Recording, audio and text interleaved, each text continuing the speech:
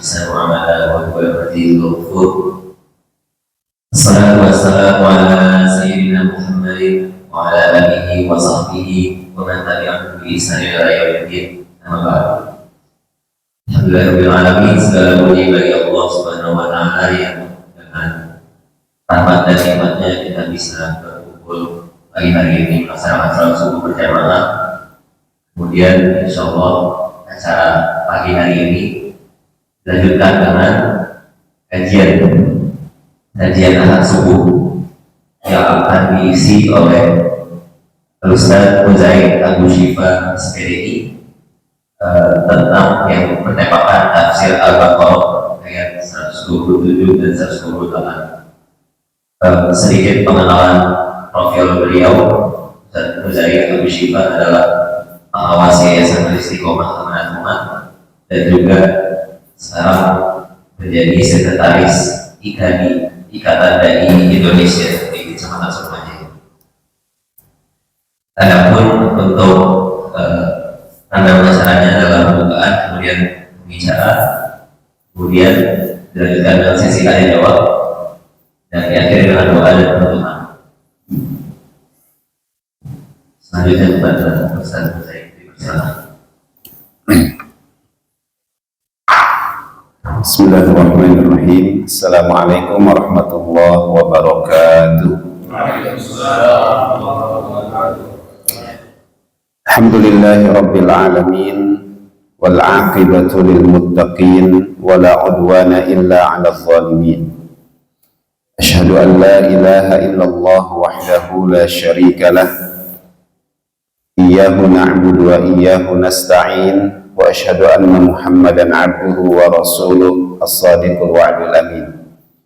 Allahumma salli wa sallim wa barik ala nabiyyina Muhammadin wa ala alihi wa ashabihi ajma'in, amma ba'du. Subhanaka la ilma lana illa ma 'allamtana innaka antal alimul hakim. Allahumma anfa'na bima 'allamtana wa 'allimna ma yanfa'una wa zidna 'ilman bi rahmatika ya arhamar rahimin. Ma'asyiral hadirin, jamaah yang dimuliakan oleh Allah Subhanahu wa taala, alhamdulillah kita panjatkan puji syukur kehadirat Allah. Pagi hari ini Allah pertemukan kita kembali dalam suasana lebaran. Dan ini nggak pakai berhenti ya. Habis lebaran langsung gasken taklimnya ini. Masjid yang lain biasanya libur dulu ini. Libur dulu alasan jamaahnya yang sebagian masih mudik ya, atau kadang ustadznya yang juga masih mudik gitu. Tapi baik itu salam terus lanjutannya. Ya, yang lagi mudik biarin aja. Karena sebagian juga nggak mudik ya kan. Semoga Allah berkahi pertemuan kita di pagi hari ini, dan semoga Ramadan yang beberapa hari lalu sudah kita tinggalkan menjadi Ramadan yang berkah buat kita. Amal yang kita lakukan di bulan tersebut menjadi amal yang diterima oleh Allah Subhanahu wa taala. Jamaah sekalian, ada dua pertanyaan yang perlu kita hadirkan ya ketika Ramadan itu sudah selesai. Yang pertama adalah, apakah amalan yang kita lakukan di bulan Ramadan itu diterima oleh Allah? Dan ini yang perlu kita hadirkan di dalam diri ya, rasa takut dan berharap. Takut amal yang kita kerjakan itu nggak diterima, tapi kita juga sangat berharap amal yang kita kerjakan itu diterima oleh Allah Subhanahu wa taala. Dan inilah yang dilakukan oleh para ulama. Ada sebagian dari mereka itu yang mengatakan kanu yada'unallaha sittata ashhurin ayyuballighahum Ramadan.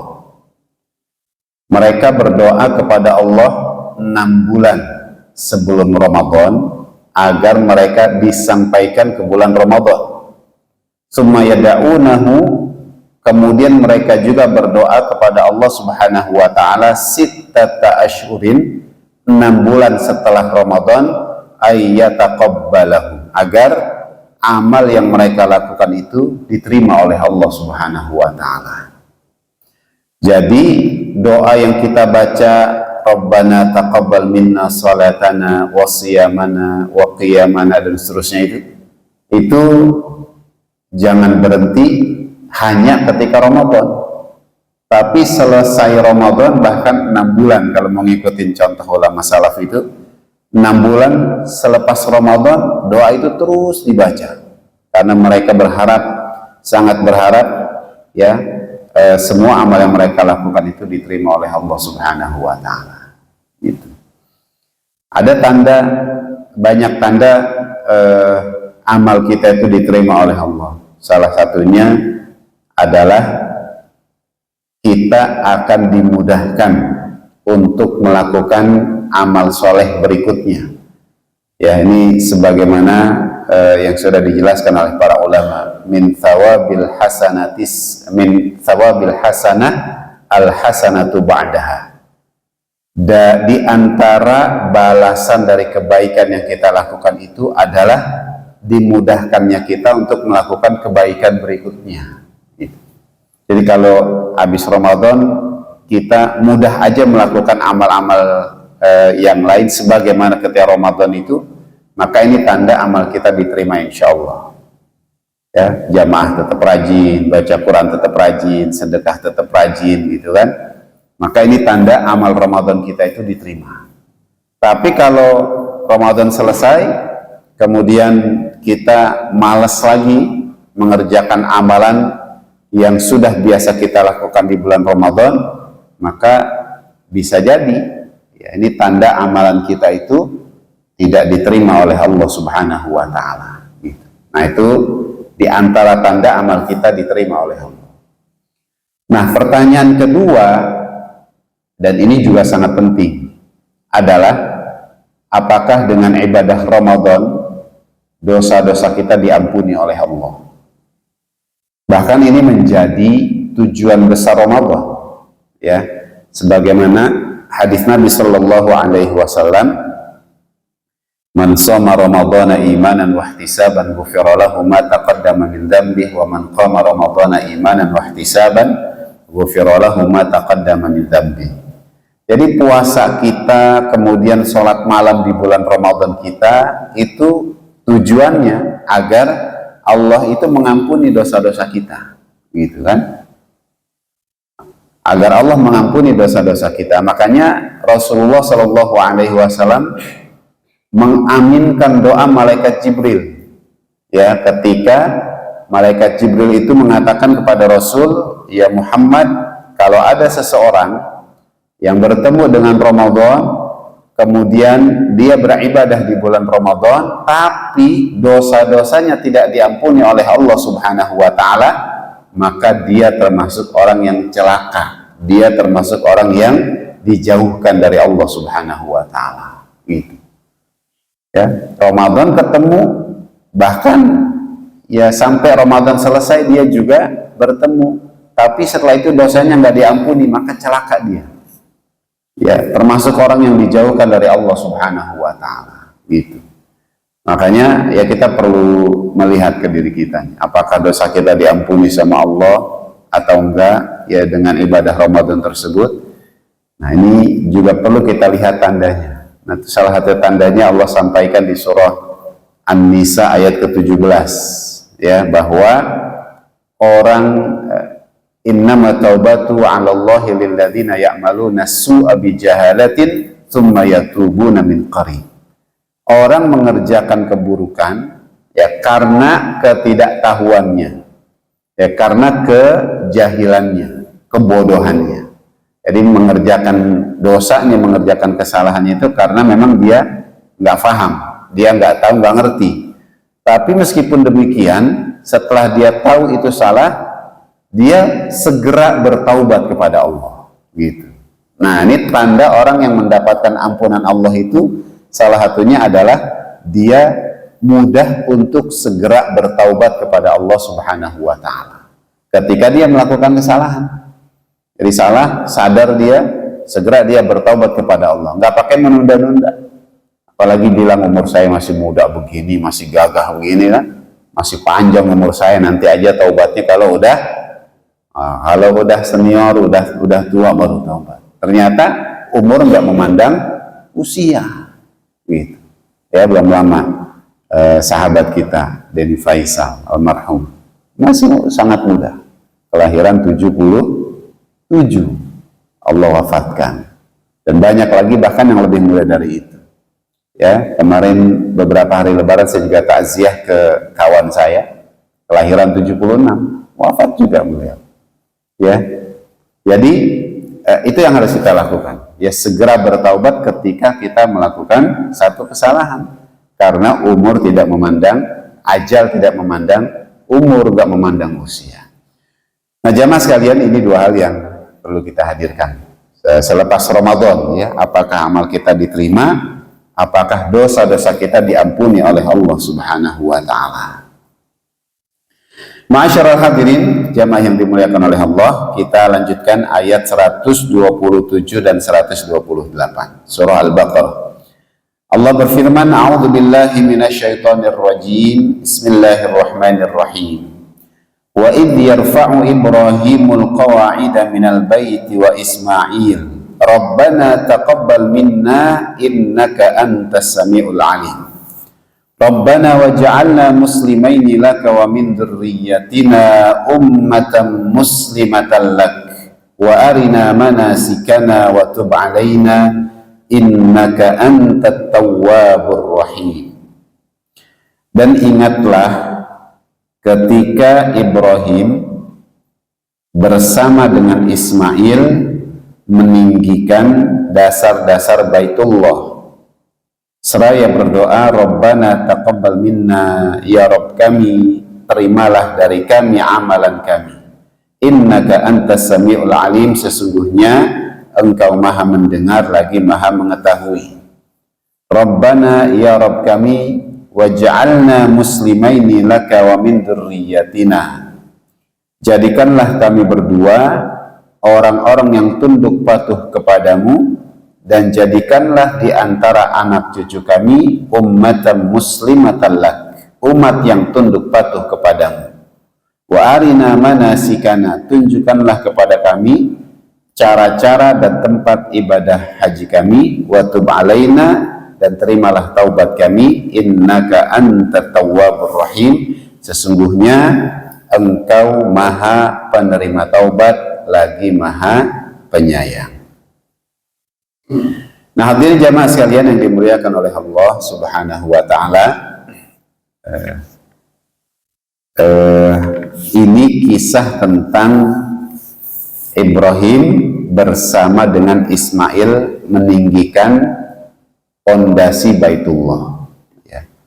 Ada riwayat dari Ibnu Abbas radhiyallahu anhu. Dia menceritakan bahwa wanita pertama yang membuat ikat pinggang itu adalah ibunya Ismail, ya, berarti Hajar, ya. Kemudian ini dilakukan untuk menutupi jejak kakinya dari Sarah. Sarah itu madunya, ya, istri tuanya Ibrahim alaihissalam, istri pertamanya. Jadi saya ketika membaca ini juga agak-agak senyum gitu, karena ternyata ya sejak dahulu memang kalau punya istri lebih dari satu agak-agak ribet urusannya, gitu.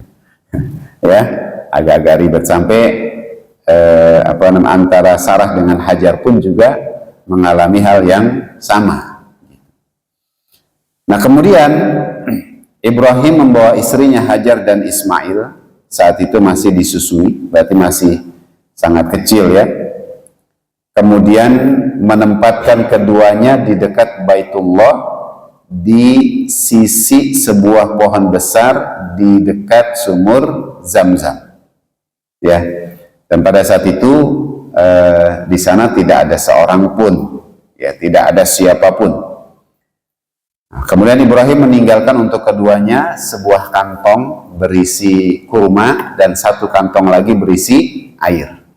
Setelah itu Ibrahim pergi.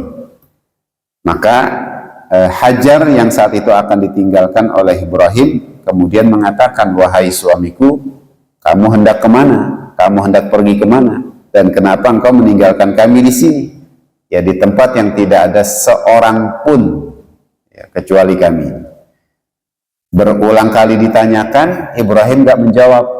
Ya, sampai akhirnya Hajar kemudian merubah pertanyaannya. Ya, bukan hanya kamu mau kemana, bukan hanya begitu, tapi Hajar kemudian merubah pertanyaan dengan mengatakan, apakah Allah yang menyuruh engkau melakukan ini? Gitu.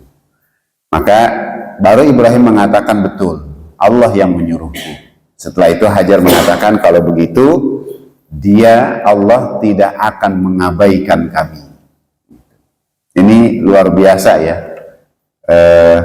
gambaran keimanan yang begitu tertanam ya di dalam diri istrinya Ibrahim, ya, yaitu Hajar. Ya, bagaimana tawakalnya kepada Allah itu luar biasa. Ya, begitu tahu yang memerintahkan suaminya ini adalah Allah, maka menjadi tenang dia. Ya, kemudian dengan sebuah keyakinan mengatakan, kalau begitu Allah tidak akan menyia-nyiakan kami di sini. Gitu. Makanya betul di surah At-Tolak itu Allah mengatakan, wa may yatawakkal 'alallahi fahuwa hasbuh. Siapa yang bertawakal kepada Allah Subhanahu wa taala, maka Allah yang akan mencukupi kebutuhannya. Gitu. Ya, dan terlihat dari bagaimana Hajar bersama dengan putranya Ismail ketika ditinggalkan di tanah Mekkah itu. Nah, kemudian Ibrahim akhirnya pergi meninggalkan mereka, nggak ditengok-tengok lagi itu, karena apa ya, kalau ditengok nanti takut nggak tega gitu ya, ninggalin istrinya bersama dengan bayinya yang masih kecil, ya akhirnya dia pergi terus, ya. Nah, kemudian setelah itu dia menghadapkan wajahnya ke Baitullah, kemudian berdoa kepada Allah. Rabbana inni askantu min dzurriyyati biwadin ghairi zar'in 'inda baitikal muharram Rabbana liyaqimus shalah faj'al afidatan minan nasi tahwi ilaihim warzuqhum minats tsamarati la'allahum yashkurun. Ya Allah, sesungguhnya aku telah menempatkan sebagian keturunanku di lembah yang tidak mempunyai tanam-tanaman di dekat rumahmu yang dihormati. Ya Rabbana, wahai Tuhan kami, yang demikian itu agar mereka mendirikan sholat. Maka jadikanlah hati sebagian manusia cenderung kepada mereka, berikan mereka rizki dari buah-buahan, agar mereka menjadi orang-orang yang bersyukur kepada Allah Subhanahu wa ta'ala. Nah, ini doanya. Ya, bisa kita baca di surah Ibrahim atau juga di ayat yang lain. Nah, jamaah sekalian, setelah itu tinggallah Hajar dan anaknya berdua dengan bekal kurma dan air yang diberikan oleh Ibrahim. Tapi lama-kelamaan habis, ya kan? Karena habis, kehausan, lapar, maka Hajar kemudian berupaya mencari sumber air, ya. Dilihat naik ke atas gunung Safa, lihat di atas, lihat ke lembah segala macam, nggak ada apa-apa, turun lagi, naik lagi ke gunung yang berikutnya, ya itu yang terdekat ya, gunung yang terdekat dari posisi dia, Gunung Marwah. Lihat lagi ke atas, ya di lembahnya ternyata nggak ada apa-apa. Terus dilakukan sampai 7 kali, ya. Nah, dari situlah Nabi Shallallahu Alaihi Wasallam kemudian bersabda, "Falidzalika sa'anna subainahuma." Akhirnya apa yang dilakukan oleh Hajar itu menjadi satu ibadah yang dilakukan oleh orang-orang, yaitu sa'i, ya, dari Bukit Safa ke Bukit Marwah sebanyak 7 kali. Awalnya di Bukit Safa, berhentinya di Bukit Marwah. Itu. Nah, ketika mendekati Marwah, Hajar itu mendengar suara. Ya, ada suara yang kedengeran sama dia. Padahal nggak ada orang tapi ada suara gitu kan. Nah, kalau kita nggak ada orang terus ada suaranya udah mulai pikirannya macam-macam. Tapi Hajar itu mengatakan diamlah. Tapi dia ngomongnya ke diri dia sendiri. Ya. Terus suaranya kedengeran lagi. Terus akhirnya dia bilang, aku sudah mendengarkan kamu. Apakah kamu dapat menolongku? Ternyata suara siapa itu? Suara malaikat. Ya, suara malaikat. Yang pada saat itu posisinya dekat dari sumur Zam-Zam. Ya. Nah, kemudian malaikat itu menggali tanah dengan tumitnya. Dalam riwayat lain menggali tanah dengan sayapnya, maka dari situ keluarlah air. Ya, keluarlah air. Nah, itu yang kemudian kita kenal dengan air Zam-Zam. Nah, ketika Hajar itu melihat ada air, maka dibendung dengan tangannya. Dibendung, terus diciduk, dia minum, ya, kemudian dimasukkan ke dalam tempatnya itu, terus dijagain tuh airnya, ya, dijagain. Jangan sampai terus mengalir ke tempat yang lain. Ya, ada yang mengatakan juga saat itu Hajar mengatakan Zam-Zam, Zam-Zamil ma, Zam-Zamil ma, gitu. Berkumpullah air. Maka dikenalah dengan air Zam-Zam. Maka Rasulullah Shallallahu Alaihi Wasallam dalam satu hadis yang diriwayatkan oleh Ibnu Abbas, beliau bersabda, Yarhamullahu Ummu Ismail. Semoga Allah melimpahkan rahmatnya kepada ibunya Ismail. Lau tarakat Zam-Zam, jika saja ia membiarkan Zam-Zam, au qala lau lam tagrif minal ma, seandainya dia tidak menciduk airnya, lakanat Zam-Zamu ainan ma'inan, niscaya Zam-Zam akan menjadi mata air yang mengalir. Ya, kalau nggak diciduk, makanya dijagain gitu kan, diciduk, ditampung ke dalam wadah minumnya itu. Nah, akhirnya dia menjadi mata air yang nggak mengalir, ya, tapi nggak pernah kering. Ya, kalau nggak diciduk oleh Hajar itu mengalir dia, ya bisa jadi akhirnya sungai jadinya, kan begitu. Ya, maka ini doanya Rasulullah Shallallahu Alaihi Wasallam, Yarhamullahu Ummu Ismail. Nah, jamaah sekalian, setelah itu Hajar minum sampai puas, sampai kenyang, kemudian bisa menyusui anaknya lagi. Nah, malaikat kemudian mengatakan kepada Ummu Ismail, janganlah engkau khawatir, engkau tidak akan disia-siakan, karena di sini terdapat sebuah rumah Allah yang akan dibangun oleh anak ini bersama dengan bapaknya, dan Allah sama sekali tidak akan pernah menelantarkan penduduknya, gitu. Nah, jadi ini menjawab keyakinan Hajar di awal ketika mau ditinggal oleh Ibrahim, maka Hajar mengatakan kalau begitu Allah tidak akan menyia-nyiakan kami di sini. Dan betul seperti yang disampaikan oleh malaikat Allah Subhanahu wa taala. Nah, jamaah sekalian, akhirnya selesai urusan urusan persediaan air, persediaan makan. Karena setelah itu ada kafilah yang datang dari Bani Jurhum, ya, melewati mereka. Kemudian mereka melihat ada seorang ibu bersama bayinya, bersama anaknya yang sudah tinggal di situ. Mereka minta izin kepada Hajar, maka diizinkan karena biar ada teman juga. Ya, tinggal berduaan kan nggak enak, sepi. Maka biar ada teman, mereka diizinkan. Akhirnya tinggallah Bani Jurhum itu di Mekah, ya. Lama-kelamaan makin banyak, akhirnya bikin rumah dan seterusnya, jadilah dia perkampungan. Nah, singkatnya kemudian Ismail itu tumbuh besar sampai akhirnya menikah, ya, punya istri. Nah, Ibrahim berkunjung lagi, nengokin istrinya dan anaknya, ya, tapi istrinya udah nggak ada, tinggal Ismail bersama dengan anaknya itu. Ketemu, setelah tanya-tanya di mana Ismail, ketemu rumahnya, ya. Terus Ismail ternyata lagi keluar, ketemu dengan istrinya saja. Ya, ditanya-tanya, bagaimana keadaanmu bersama dengan suamimu? Kata istrinya, kami dalam kondisi yang buruk. Ya, makanan kurang, duit kurang, begitulah kira-kira. Nah, terus kata Ibrahim, sampaikan salam kepada suamimu. Kalau nanti suamimu datang, katakan kepadanya agar dia mengganti ambang pintunya. Gitu. Ya.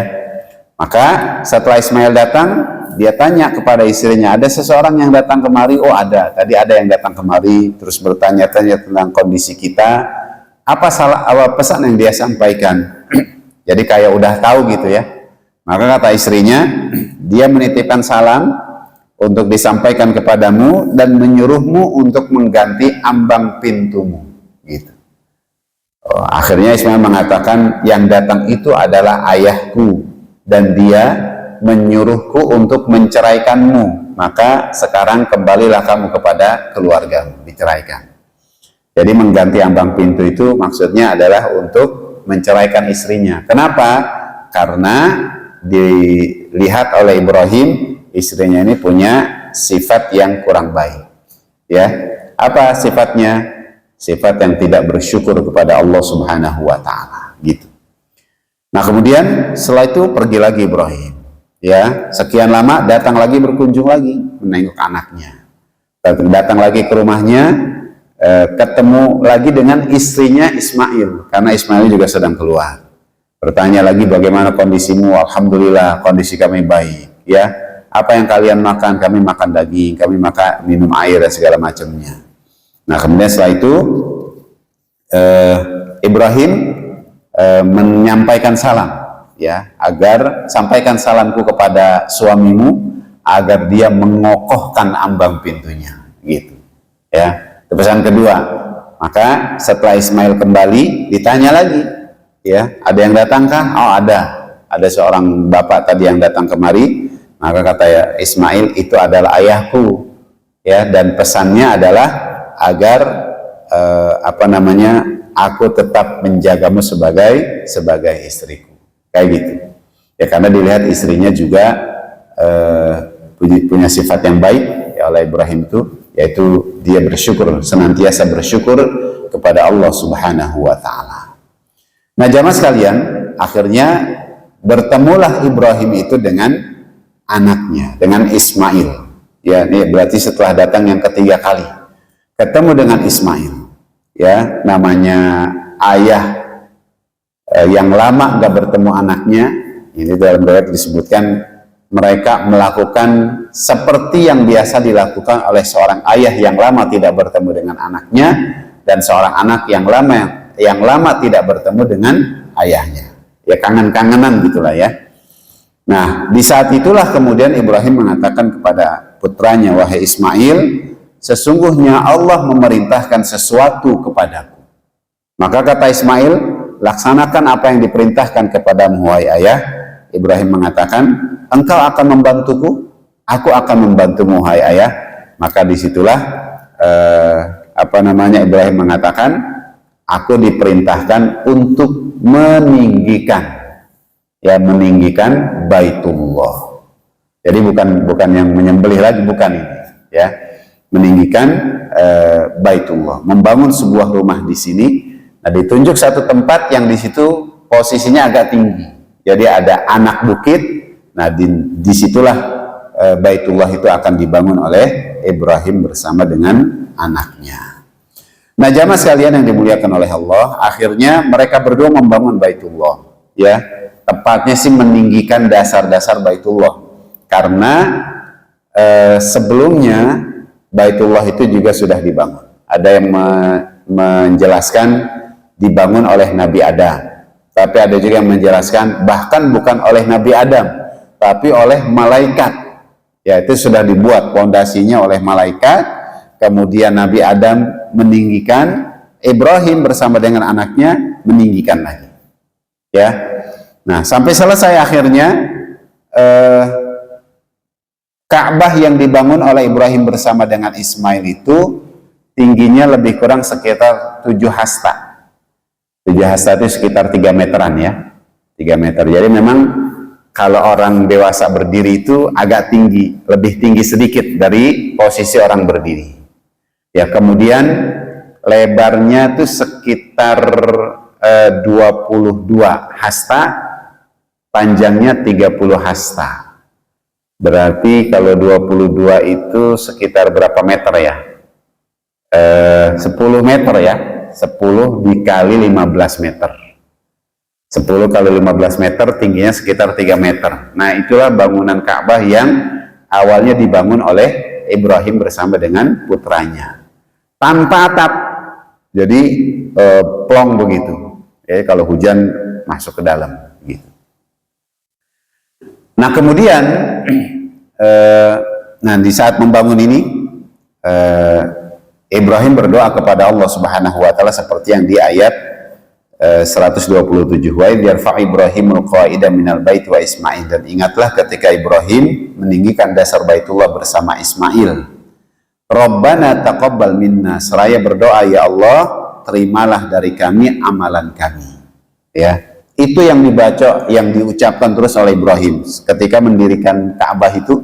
Rabbana taqabbal minna innaka antas samiul alim. Rabbana taqabbal minna innaka antas samiul alim. Terus begitu. Ya.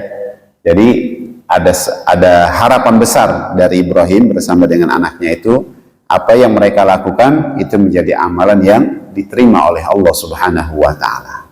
Mereka nggak ingin amalan mereka itu menjadi amalan yang sia-sia gitu.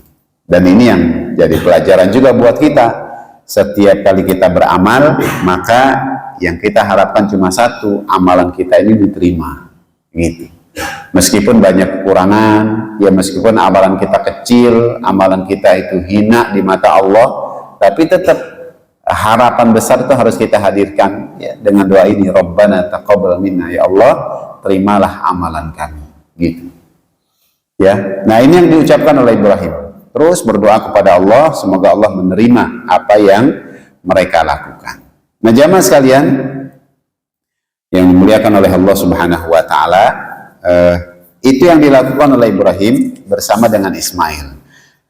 Nah, renovasi Ka'bah atau pembangunan Ka'bah itu kan nggak berhenti, ya. Jadi setelah didirikan oleh Ibrahim, setelah itu lama tuh kan ya. Ibrahim sampai ke masanya Nabi itu waktu yang sangat lama. Maka bangunan Ka'bah itu juga akhirnya mengalami kerusakan. 5 tahun sebelum Muhammad diangkat menjadi Nabi, usia 35, orang-orang Quraisy itu melakukan renovasi Ka'bah. Karena memang udah hancur-hancuran Ka'bah itu kan, udah rusak parah gitu. Maka mereka merenovasi Ka'bah, ya. Dan ada satu hal menarik yang mereka lakukan. Nah, itu kan berarti di masa jahiliyah, ya. Bahwa syarat untuk merenovasi Ka'bah itu mereka patungan, ngumpulin duit, ngumpulin harta. Syaratnya cuma satu, harta yang digunakan, yang dikumpulkan untuk merenovasi Ka'bah ini harus berasal dari harta yang baik-baik. Nggak boleh dari harta yang nggak jelas, ya. Dari hasil judi nggak boleh, dari hasil macam-macam itu nggak boleh, jual khamar nggak boleh, harus dari harta yang baik-baik, gitu. Ya, mereka juga ngerti yang mereka mau bangun, yang mereka mau renovasi ini adalah Baitullah, maka harus dipastikan hartanya itu harta yang baik. Ya, makanya kalau kita haji umroh itu, ya itu juga dipastikan hartanya harus yang baik-baik, gitu kan ya. Ya jangan dari yang lain-lain. Hasil korupsi buat umroh, buat haji gitu kan.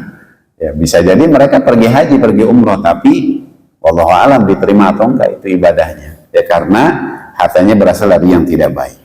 Ini yang disyaratkan oleh orang-orang Quraisy, harus dari harta yang baik. Akhirnya mereka renovasi itu.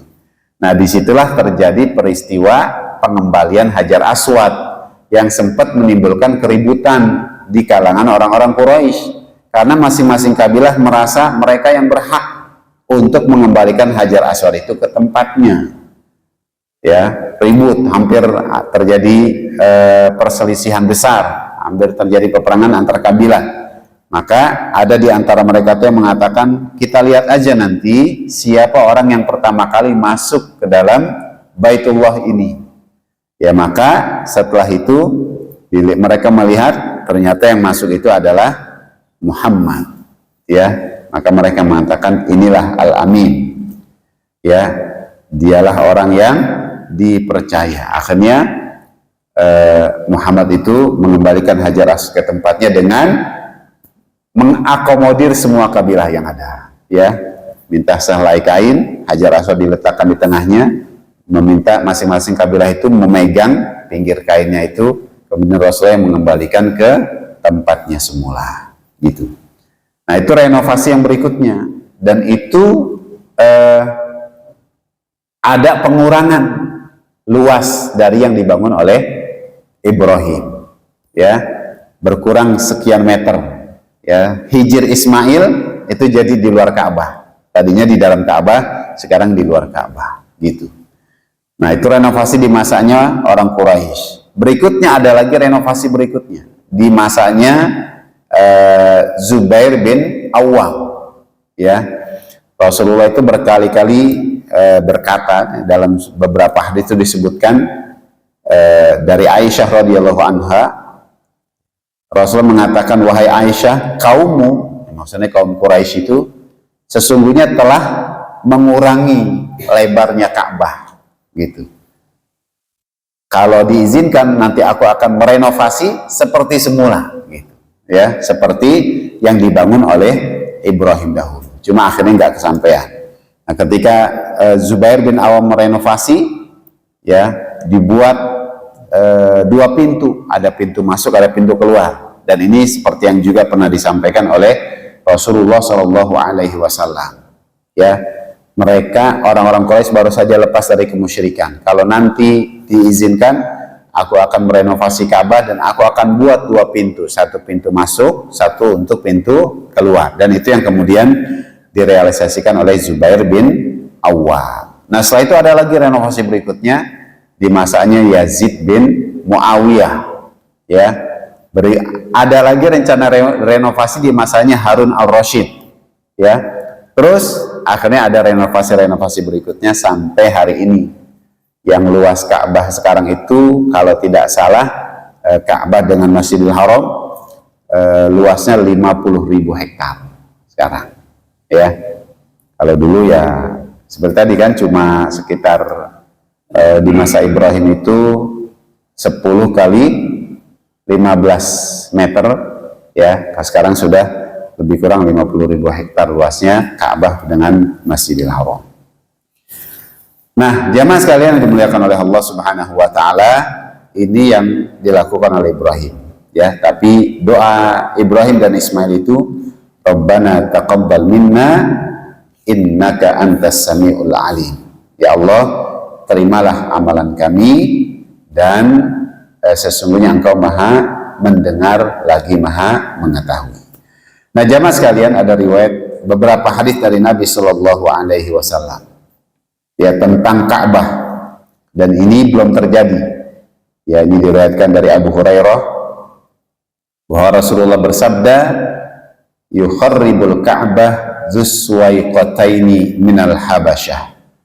Ka'bah itu akan dihancurkan oleh dzuswaiqatain, ya, dari Habasyah atau dari Ethiopia, orang Afrika. Jadi nanti akan ada masa Ka'bah itu dirusak oleh seseorang yang disebut oleh Rasul sebagai Dzuswaiqataini, ya, ya, orang Afrika, orang Afrika, ya, kulit hitam, ya, dicopot perhiasannya, dilepas kiswahnya. Nah, disebutkan kata Rasulullah, seolah-olah aku menyaksikan Dzuswaiqataini itu adalah seseorang yang botak, kemudian berkaki bengkok. Dia menghantam Ka'bah dengan sekop dan linggisnya, ya, ketika dihancurkan itu. Ya, ini kabar masa depan, belum terjadi, tapi nanti akan terjadi, ya, peristiwa penghancuran Ka'bah itu. Dan ini sudah disampaikan oleh Rasulullah dalam isyaratnya, ya, yang melakukannya itu adalah seseorang yang disebut Dzuswaiqatain, ya. Kapan itu? Itu setelah keluarnya Ya'juj dan Ma'juj. Gitu. Wallahu alam waktunya kapan. Tapi itu nanti pasti akan terjadi, Ka'bah dihancurkan atau Ka'bah dirobohkan. Jamaah sekalian, berikutnya Ibrahim berdoa dan Ismail berdoa kepada Allah Subhanahu wa taala, Rabbana waj'alna muslimaini laka wa min dzurriyyatina. Ya Rabb kami, jadikanlah kami berdua orang yang tunduk patuh kepada agamamu. Dan jadikanlah di antara anak cucu kami ummatan muslimatan lak, umat yang tunduk patuh kepadamu. Ya, ini doa apa ya? Doa visionernya Ibrahim dan Ismail. Jadi doanya bukan cuma untuk mereka berdua, tapi juga untuk umatnya setelah mereka. Ya, wa min dzurriyyatina, keturunannya setelah mereka. Mereka sangat berharap dari anak keturunan mereka itu lahir umat yang tunduk patuh kepada Allah Subhanahu wa taala. Dan dikabulkan enggak? Dikabulkan. Ya, dengan apa?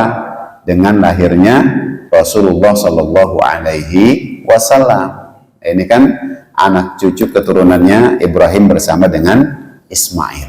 Ya, bahkan setelah Rasulullah ada anak cucu keturunan Rasulullah, bahkan juga ada umatnya Rasulullah Shallallahu alaihi wasallam kita semuanya. Insya Allah yang merupakan menjadi bagian dari orang-orang yang tunduk patuh kepada Allah Subhanahu wa taala. Ya. As-Sudi mengatakan yang dimaksud dengan ummatan wa min dzurriyyatina ummatan muslimatan lak, ini adalah bangsa Arab.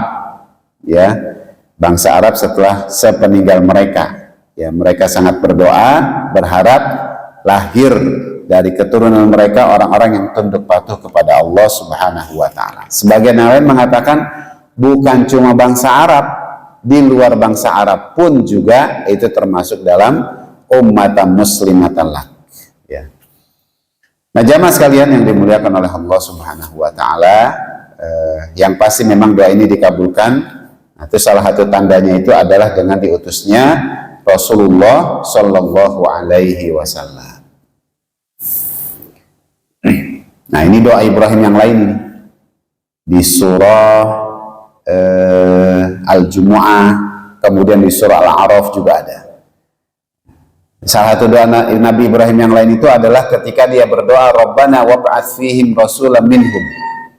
Ya Rabb, ya Tuhan kami, utuslah kepada mereka seorang rasul yang berasal dari kalangan mereka sendiri, yatlu alaihim ayatik, yang membacakan kepada mereka ayat-ayatmu, wa yu'allimuhumul kitab wal hikmah, mengajarkan kepada mereka Alkitab dan Al-Hikmah, wa yuzakkihim, serta mensucikan jiwa mereka. Gitu.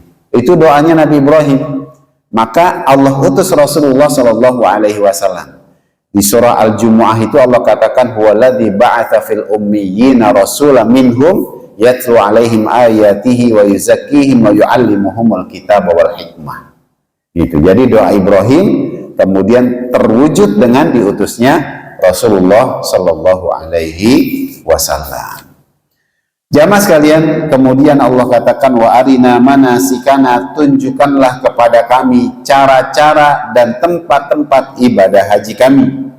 Ya, maka ada sebuah riwayat dari Ibnu Abbas. Dia berkata, sesungguhnya ketika diperlihatkan kepada Ibrahim beberapa perintah dalam ibadah haji, ya, ada beberapa perintah dalam ibadah haji, lalu dia dihalangi oleh setan. Ya, dihalangi oleh setan. Nah, itu saat berada di tempat sa'i. Ya, berada di tempat sa'i. Nah, kemudian di situ setan dikalahkan oleh Ibrahim. Nah, setelah itu dia dibawa lagi Ibrahim itu ke Mina. Di situ pun setan mengganggunya. Maka setan itu juga dikalahkan oleh Ibrahim. Dibawa lagi ke Jumratul Aqabah. Di situ diganggu lagi oleh setan. Ditimpukin setan itu oleh Ibrahim sampai akhirnya pergi, bawa lagi ke Jumratul Wusta. Di situ setan mengganggu lagi, dilempari lagi, dibawa lagi ke tempat yang berikutnya, Jumratul Ula, dilempari lagi, ya sampai akhirnya setan itu pergi. Kemudian Ibrahim mendatangi tempat berkumpulnya. Di situ ada Muzdalifah, dibawa lagi ke Arafah. Ya, kemudian Jibril mengatakan ini adalah Masy'aril Haram ketika di Muzdalifah. Ini adalah Arafah ketika di Arafah. Ya, kemudian Jibril nanya, apakah engkau sudah mengetahui semuanya? Sudah. Ya. Nah, jadi ketika Ibrahim berdoa wa arina manasikana, nah, terus akhirnya dibimbing oleh Allah Subhanahu wa taala dengan perantara malaikat Jibril. Diajarilah tempat-tempat ibadah hajinya.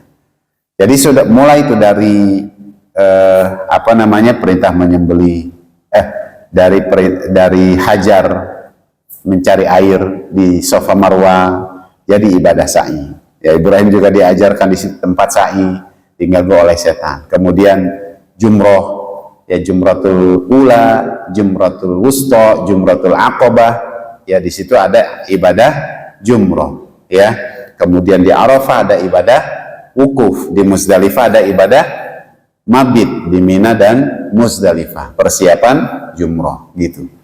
Nah, akhirnya jadilah rangkaian ibadah haji yang kemudian dilakukan oleh seluruh umat muslim, ya sampai hari ini, sampai nanti akhir zaman.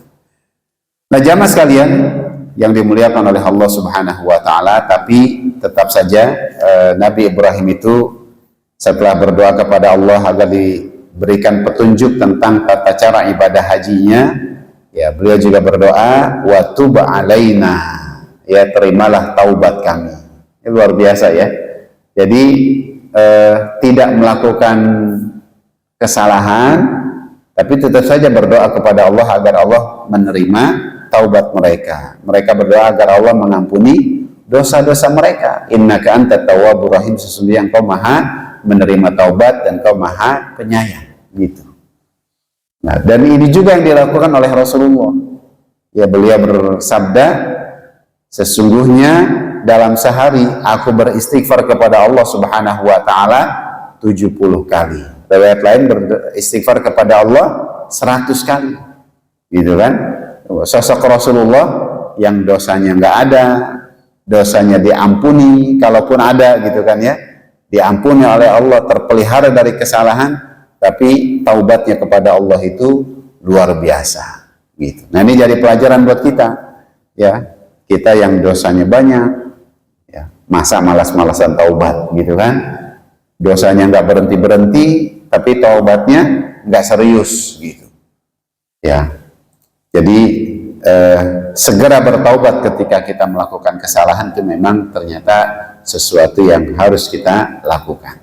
Ya, sambil kita berharap semoga Allah terima taubat kita, mengampuni segala dosa dan kesalahan kita.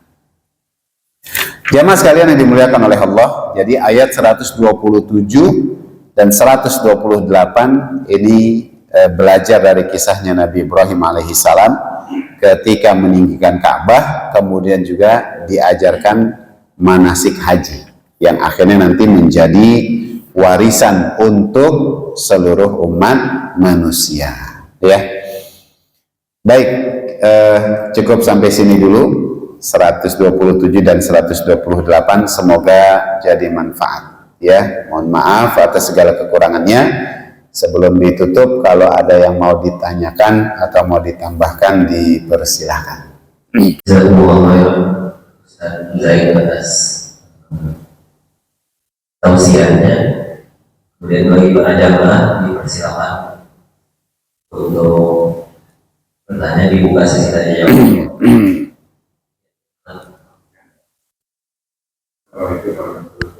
Waalaikumsalam warahmatullahi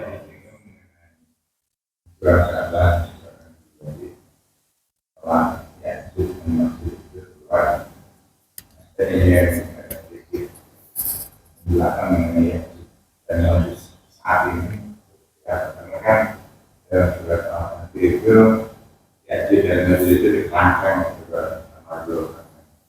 Kira-kira bagaimana penjelasannya saat ini si Ma'juj itu apa?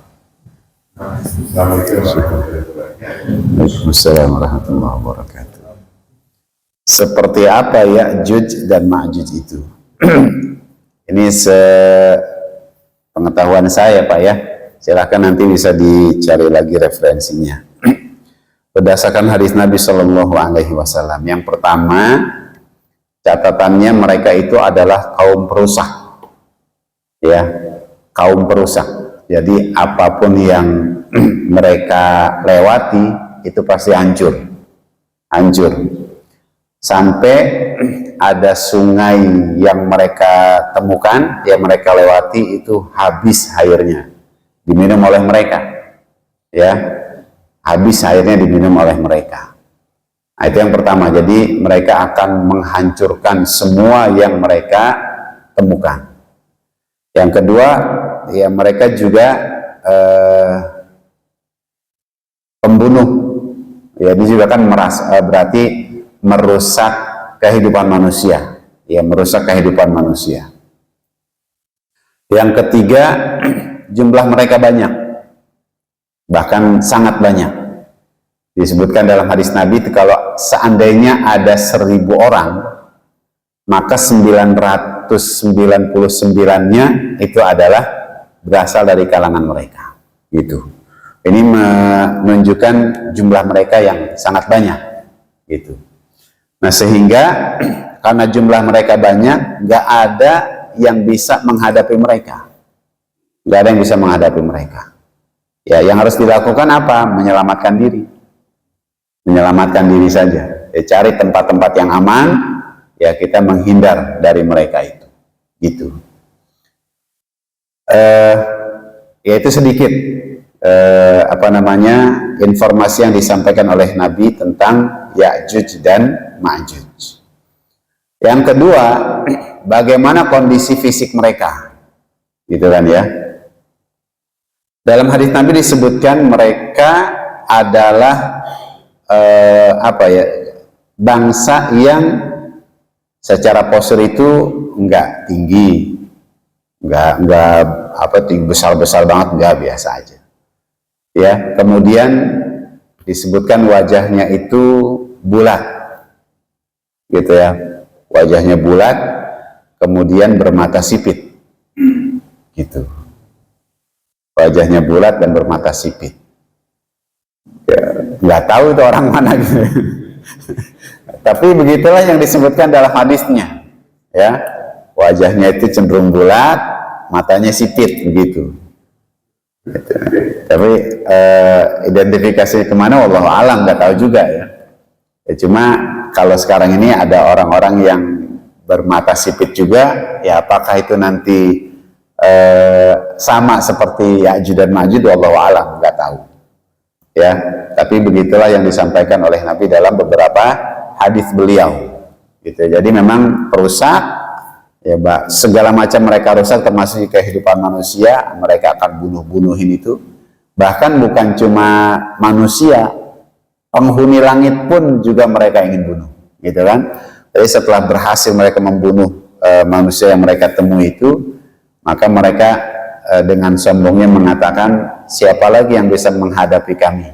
Ya, bahkan penduduk langit pun akan kami hadapi, gitu kan? Mereka melemparkan panah mereka, tombak mereka ke atas langit. Kemudian ketika senjata mereka itu berjatuhan kembali, itu di ujungnya itu sudah berlumuran darah, gitu. Gitu. Jadi memang nggak ada yang bisa menghadapi mereka karena saking banyaknya mereka, ya. Nah, terus setelah itu mereka binasanya bagaimana? Ya, binasanya oleh Allah Subhanahu wa Ta'ala, ya. Dikirim binatang kecil, ya, binatang cuma banyak juga, gitu kan, yang kemudian menyerang mereka, ya. Ya seperti belalang atau seperti binatang-binatang sejenis itulah, serangga, ya, yang banyak sekali dikirim oleh Allah Subhanahu wa Ta'ala untuk membinasakan Ya'juj dan Ma'juj. Akhirnya mereka binasa seluruhnya tanpa kecuali, gitu. Saya membayangkan tuh dalam kondisi yang seperti itu tuh, kondisi dunia kayak gimana, gitu kan. Berarti akan banyak sekali mayat-mayat yang berserakan, gitu kan, yang jumlahnya ya wallahu alam seberapa banyaknya. Tapi permisalan dan hal itu, kalau ada 1000 orang, maka 999 itu adalah dari kalangan mereka, gitu. Ya, itu kabar yang disampaikan oleh Nabi. Kalau kehidupan sekarang bagaimana? Atau ada nggak mereka sekarang? Ya belum, berarti belum ada. Cuma mungkin ada bangsa yang sifatnya menyerupai mereka, gitu. Ya, bangsa yang mana? Wallahu a'lam. Ya, kita tinggalkan begitu ya. Ini kabar dari Nabi, kemudian ini kehidupan kita sekarang, kita tinggal apa aja, berusaha mengambil pelajaran. Kira-kira bangsa yang mana itu, yang kerjaan yang rusak, yang begini begitu dan segala macam. Kemudian secara fisik begini, seperti yang disampaikan oleh Nabi tadi, gitu. Ya. Begitu Pak, wallahu a'lam bishawab ya. Tapi itulah Ya'juj dan Ma'juj. Dan gak usah kita tunggu-tunggu kapan keluarnya ya, gak usah, gak ada pentingnya juga. Kalau udah waktunya, dia pasti akan keluar, gitu. Ya, sama seperti Dajjal juga, gak usah kita tunggu-tunggu, biarin aja. Ya, Dajjal akan keluar setelah Ya'juj dan Ma'juj nanti. Wallahu a'lam bishawab. Waalaikumsalam warahmatullahi wabarakatuh. Ya.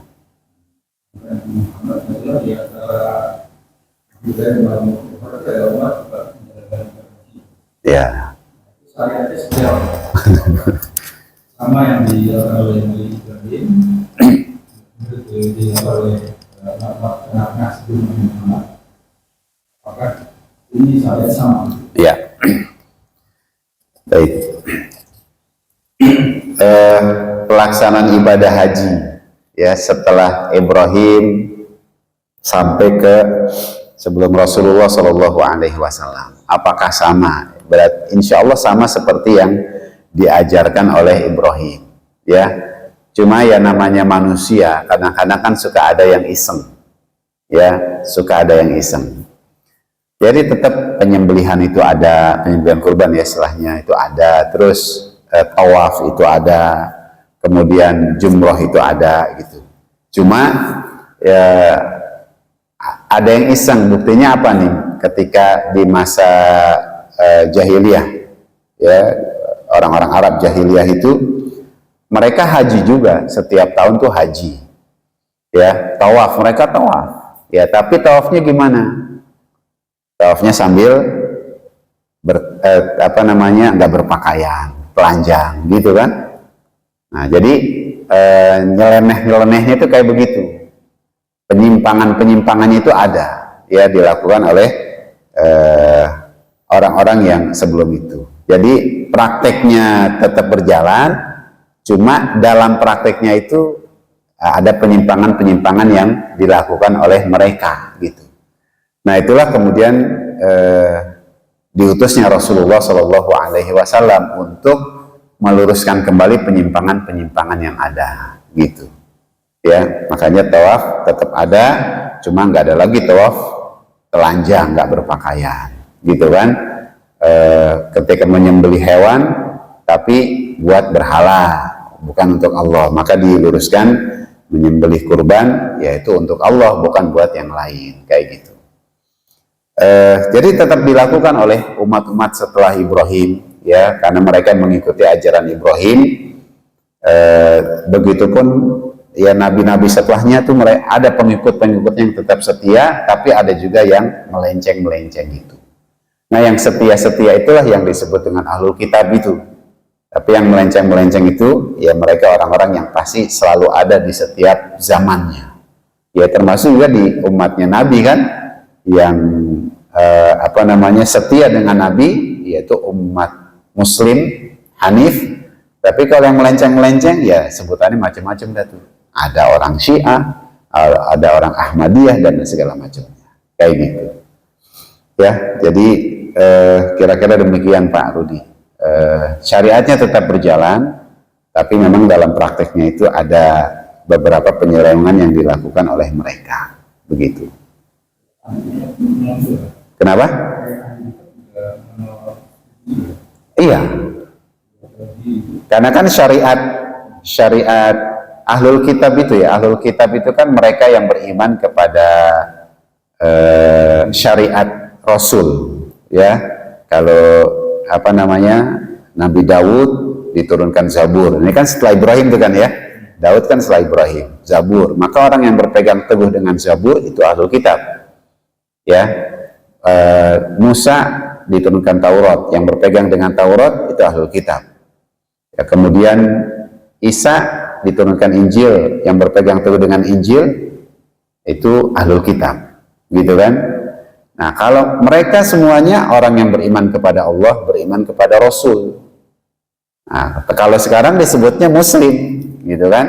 Kalau sekarang disebutnya Muslim. Nah, kita menyebut mereka sebagai ahlul kitab. Bahkan Ibrahim sendiri itu kan disebutnya apa? Muslim kan? Nabi Ibrahim, Hanifan Muslimah. Ibrahim itu adalah orang yang lurus dan dia seorang Muslim. Dan memang seluruh Nabi juga adalah seorang Muslim. Jadi di masa mereka kayak Ibrahim, yang beriman kepada Ibrahim itu Muslim dia. Yang beriman kepada Musa itu Muslim, meskipun dari kalangan Bani Israel, Muslim. Yang beriman kepada Nabi Isa itu juga Muslim, ya cuma dengan sebutan di masa itu, kayak gitu. Jadi orang Yahudi pun kalau mereka beriman dengan kitabnya, mereka melaksanakan ibadah haji juga, ya ke Mekah juga. Dan sejak dulu kan, memang kabilah dari berbagai tanah Arab itu, mereka akan datang ke Mekah untuk melaksanakan ibadah haji setiap tahunnya. Itu bukan cuma di masanya Nabi, tapi di masa sebelum Nabi pun juga demikian, gitu. Ya, maka kalau di masa Nabi itu kan muncul Abrahah yang apa ya? Yang ngiri ngelihat Ka'bah di Mekah itu. Ya. Nah, itu kan sebelum Nabi kan, ngiri ngelihat Ka'bah. Kenapa? Orang Arab tuh setiap tahun selalu berkunjung ke Mekah melaksanakan ibadah haji, padahal Ka'bahnya cuma gitu doang, kotak doang gitu kan, nggak ada bagus-bagusnya, ya sederhana gitu, nggak ada bagusnya, hitam lagi kan gitu. Tapi kenapa orang tiap tahun datang begitu? Nah, itu yang membuat Abraha itu ngiri gitu kan. Akhirnya dia bangun gereja besar di Yaman, ya, kemudian dia bikin iklan promosi ke orang-orang Arab pada masa itu, nggak usah datang ke Mekah, datang aja ke Yaman karena di sini bangunannya bagus, bangunannya megah, indah, ibadah haji di sini. Gitu. Tapi kan ya Allah yang berkehendak, ya kan, Allah yang menggerakkan hati orang-orang untuk datang ke Mekah melaksanakan ibadah haji, dan itu sulit untuk dialihkan ke tempat yang lain. Gitu. Maka nggak berhasil tuh promosinya, udah langsung nekat. Kalau gitu hancurkan saja Ka'bah itu, biar orang-orang nanti datangnya ke Yaman untuk melaksanakan ibadah haji. Tapi akhirnya justru dia dihancurkan oleh Allah lewat burung ababil, begitu. Jadi memang begitulah yang terjadi. Sejak dahulu ibadah haji itu dilaksanakan di kota Mekah. Mereka mendatangi Baitullah, Ka'bah al-Musyarrafah. Begitu baru dia.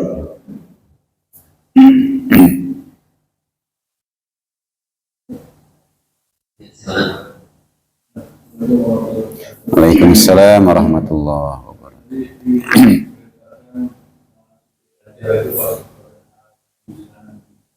Air.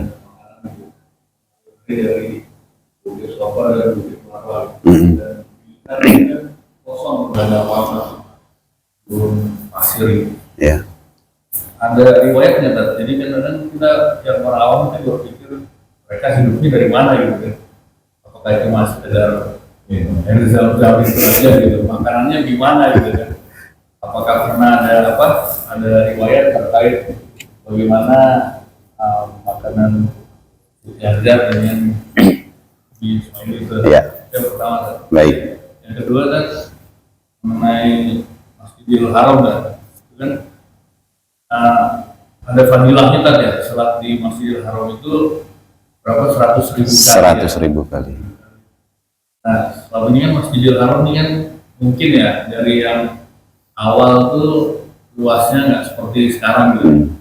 Jadi batasan mana kita dapat fadilah 100.000 kali pada saat sholat? Apakah misalnya di sisi-sisinya yang dulu mungkin belum jadi area Masjidil Haram, terus sekarang sudah diperluas, nah itu batasan itu yang berkuat. Iya. Waduh, susah ini. Baik, yang pertama makanan yang dikonsumsi oleh Hajar, ya. Jadi bekal yang diberikan oleh Ibrahim itu kan kurma, ya kan? Kurma dan air. Jadi makanan mereka pada saat itu ya kurma saja, ya kurma dengan air. Ini jadi kadang-kadang kita ngebandinginnya itu dengan kebiasaan kita. Ya dulu memang makannya kurma, ya udah kurma cukup, itu menjadi makanan buat mereka plus air. Cuma memang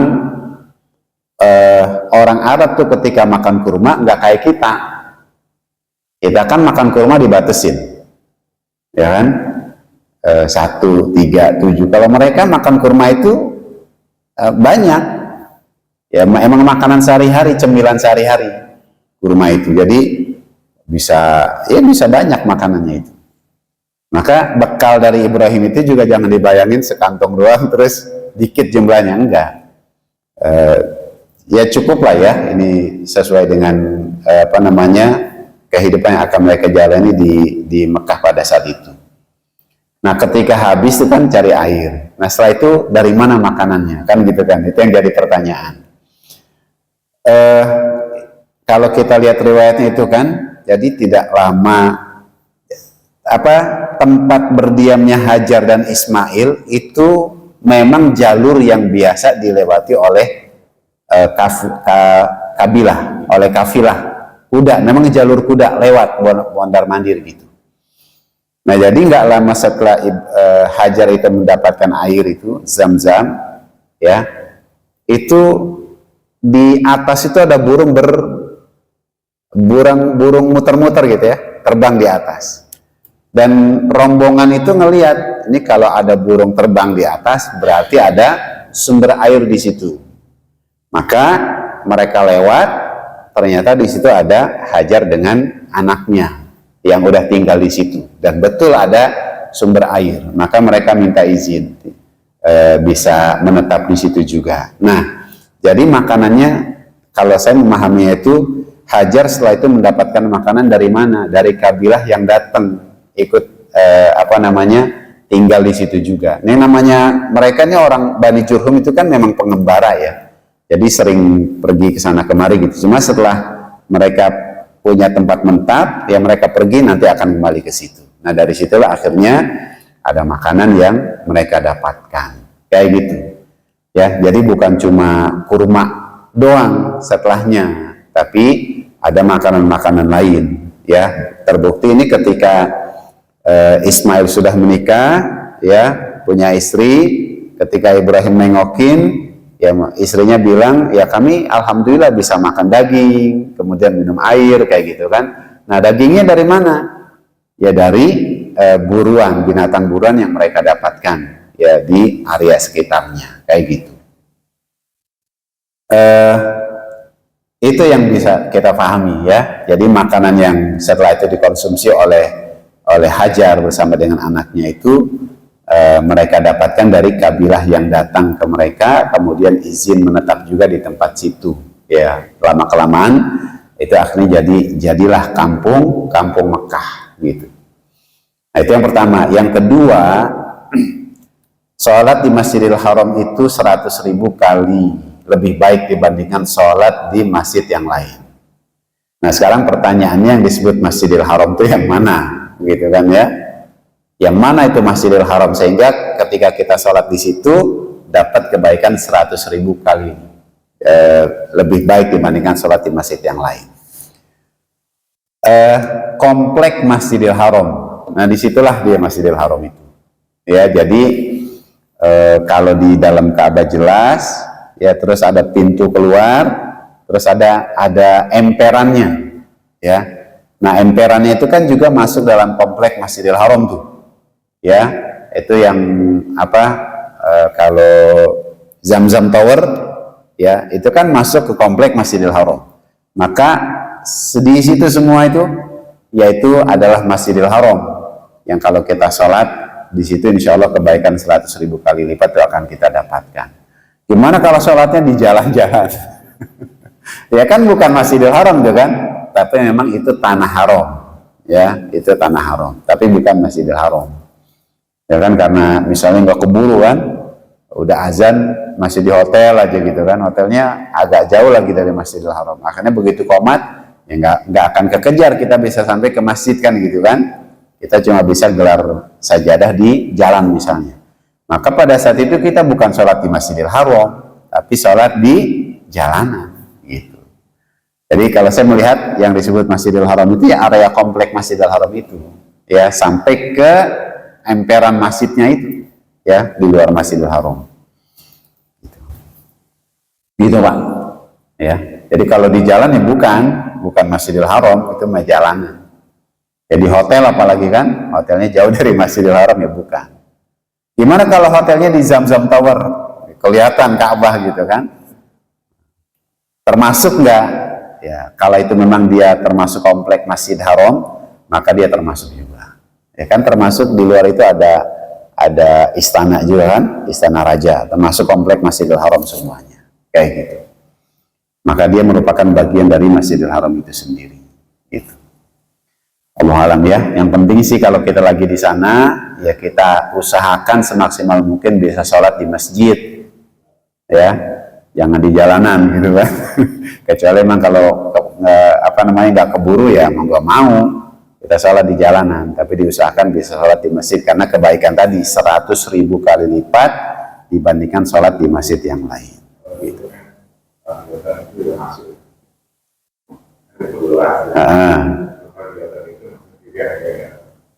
Komplek Masjidil Haram. Iya. Ya kan Hilton, Zamzam Tower itu kan satu inian kan, satu komplek. Gitu. Sebelahnya ada Darut Tauhid gitu. Gitu. Ya kalau Darut Tauhid masih karena dia persis dia di di emper masjid kan, di emperan masjid. Gitu. Allahumma sholli ya. Gitu. Baik, kita cukupkan sesi tanya jawab. Dengan demikian kita selesaikan acara kajian pagi ini. Ini bagian yang pertama pasca Ramadan.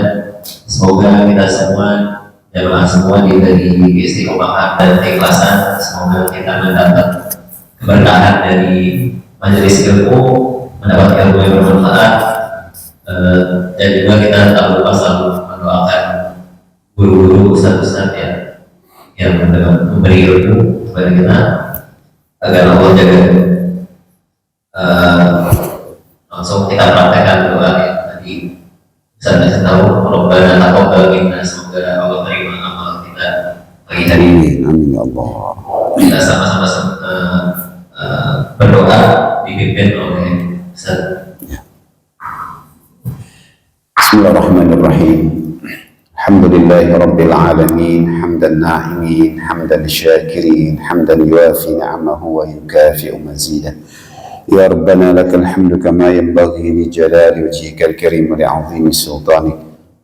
Allahumma salli wa sallim ala sayyidina Muhammad wa ala ali sayyidina Muhammad. Allahumma ighfir lana dhunubana wa kaffir 'anna sayyi'atina wa tawaffana ma'al abrar.